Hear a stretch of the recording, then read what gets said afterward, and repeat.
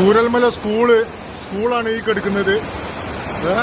ഇത് മൊത്തം പോയിക്കണതാക്കണേ. ഇതാ മൊത്തം എല്ലാം പോയി. ഇതാ സ്കൂളിന്റെ ഇതിൽ കൂടെയാണ് വെള്ളം വരുന്നത്.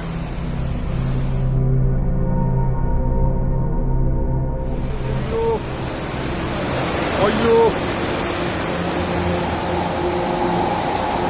വയനാട് മുണ്ടക്കയിലെ ഉരുൾപൊട്ടലാണിത്. ഇവിടുത്തെ അമ്പലം, സ്കൂൾ കെട്ടിടം, വീടുകളെല്ലാം പോയി.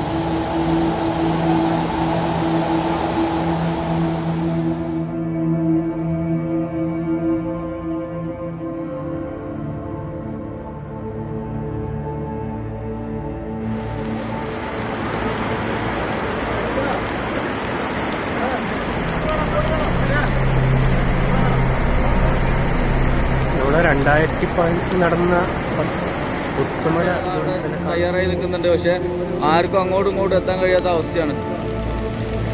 3 പ്രാവശ്യമാണ് ഇവിടെ ഉരുൾപൊട്ടിയിട്ടുള്ളത്.